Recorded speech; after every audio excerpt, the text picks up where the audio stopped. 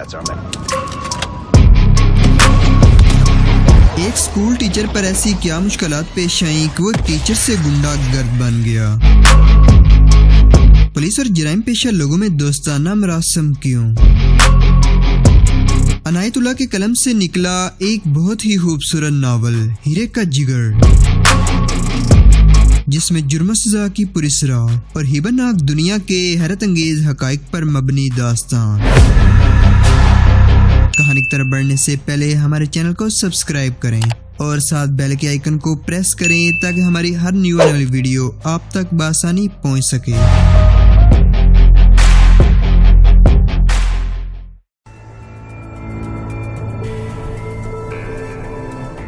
دیواروں پر کبھی سفیدی کی گئی ہوگی، مگر لالٹین کی روشنی میں یہ کسی غار کی دیواریں معلوم ہوتی تھیں۔ چھت سے لٹکتے جالے منظر کو ہیبت ناک بنا رہے تھے۔ سامنے والی کھڑکی مکمل طور پر مکڑیوں کے قبضے میں تھی۔ انہوں نے ایک طرف سے دوسری طرف تک جالے تان دیے تھے۔ ناز نے کمرے کے وسط میں کھڑے ہو کر خوفزدہ نگاہوں سے چاروں طرف دیکھا۔ ایک کھڑکی اور ایک دروازہ صحن کی طرف کھلتا تھا۔ ایک دروازہ دائیں طرف کسی کمرے میں اور دوسرا بائیں طرف والے کمرے میں کھلتا تھا۔ دیکھنے میں یہ کمرہ نیپر روڈ والے اس کمرے سے زیادہ خوفناک تھا جس میں ناز کئی راتیں گزار آئی تھی۔ اسے خیال آیا کہ یہ شاید دنیا کا آخری کمرہ ہے جسے وہ دیکھ رہی ہے اور اس کا آخری سانس ان جالوں میں الجھ کر ختم ہو جائے گا۔ اس کا جسم چند دنوں میں ہی کھوکھلا ہو چکا تھا۔ منہ بہت دنوں سے دھلا نہیں تھا۔ بال بکھر کر پسینے سے جڑ گئے تھے۔ کپڑے میلے اور داغ داغ ہو رہے تھے۔ ہاتھوں کی انگلیاں کانپ رہی تھی۔ ناہن پالش خون کے مٹتے دبوں کی طرح مدم ہو چکی تھی۔ ہونٹ اس پودے کی کلیوں کی طرح مرجھا گئے تھے جسے بہت دنوں سے پانی نہ ملا ہو۔ آنکھیں رو رو کر سوج گئی تھی۔ اس کمرے میں میرے سوا کوئی نہیں آئے گا، یہاں تمہیں کوئی تکلیف نہیں ہوگی۔ ناز چونک اٹھی۔ جیدہ اس کی پیٹھ پیچھے کھڑا کہہ رہا تھا۔ ناز نے اپنے کندھے پر ایک ہاتھ کا ہلکا پھلکا بوجھ محسوس کیا اور سنا، اس کرسی پر بیٹھ جاؤ۔ اس اذیت ناک عرصے میں یہ پہلا ہاتھ تھا جو اس کے کندھے پر نہایت آہستگی سے رکھا گیا تھا اور جس کے بوجھ میں تشدد کا عنصر نہیں تھا، ورنہ اس کے جسم کے ساتھ جو بھی ہاتھ لگتا اس کی انگلیاں اس کے نازک جسم میں دنس جاتی تھی۔ پھر یہ انگلیاں اس کے جسم پر بچھوؤں کی طرح رینگتی تھی۔ جیدہ کے ہاتھ کے لمس کے ساتھ اس کرسی پر بیٹھ جاؤ کی آواز میں بھی قدرے اپنائیت تھی۔ ناز سدائے ہوئے جانور کی طرح کرسی پر بیٹھ گئی۔ اس نے دونوں کوہنیاں میز پر ٹیک دی، سر ہاتھوں میں رکھ لیا اور وہ سسکیاں لے لے کر رونے لگی۔ جیدہ خاموشی سے کمرے میں ٹہل رہا تھا۔ ناز اسی سلوک اور برتاؤ کا انتظار کر رہی تھی جو ہر رات اس سے ہو رہا تھا۔ اسے اونگ آئی، پھر نیند کا ایسا جھونکا کہ اس کا سر ڈھلک کر کندھے پر جا لگا اور وہ چونک کر سنبھل گئی۔ اس کی پیٹھ جیدہ کی طرف تھی۔ وہ جیدہ کی طرف گھومی۔ اس کی آنکھوں میں التجائیں اونگ رہی تھی۔ رات نصف سے زیادہ گزر گئی تھی۔ ناز آہستہ سے اٹھی اور کرسی کا سہارا لے کر رندی ہوئی آواز میں بولی، یوں تڑپا تڑپا کے مجھے کیوں مار رہے ہو ظالموں، ایک رات تو سو لینے دو۔ وہ ٹانگیں گھسیٹ کر آگے بڑھی۔ جیدہ ٹہلتے ٹہلتے رک گیا۔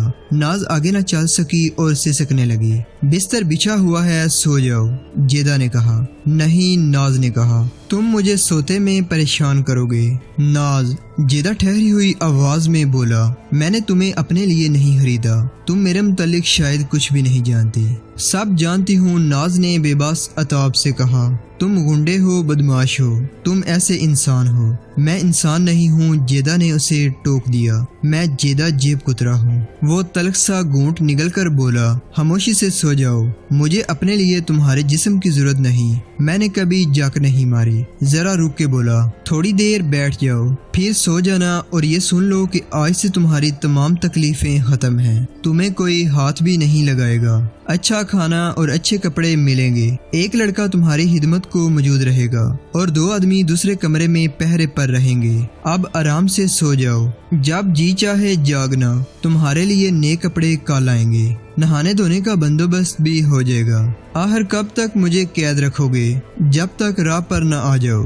मैं इस राह पर कभी नहीं आऊंगी। नाज ने हारी हुई आवाज में कहा, क्यों नाहक अपना वक्त ज़ाया करते हो? मुझे मार दो, फिर मेरी लाश से खेलते रहना। जेदा ने औरत पर कभी वार नहीं किया। नाज, तुम इस कमरे में कैद रहोगी, इसके सिवा तुम्हें और कोई तकलीफ नहीं होगी। तुम यहाँ से 1000 कोशिश के बावजूद भाग न सकोगी। तुम्हें मालूम नहीं तुम कहाँ हो। ये जगह जमीन दोज है जहाँ से कभी कोई निकल के नहीं जा सका। उठो, सो जाओ। नहीं, नाज ने डरे हुए लहजे में कहा, तुम मुझे सोने नहीं दोगे। तुम्हारे आदमी हर रात ऐसा ही करते हैं। नाज, जेदा इसके कंधे पर हाथ रख कर नरम मिजाजी से बोला, तुम बहुत खूबसूरत हो। मेरी कोई टैक्सी इस कदर दिलकश नहीं। तुम जुआन हो, बल्कि नौजवान। तुम्हारा जिस्म कुछ ऐसा है कि बड़े बड़े मुसलमान काफर हो जाएंगे। तुम्हारे नक्शो निगार में बेपनाह कशिश है। अपने हुस्न और जुआनी को तबाह न करो, मगर ये सुन लो कि मुझे तुम्हारे हुस्न और तुम्हारी जुआनी की जरूरत नहीं।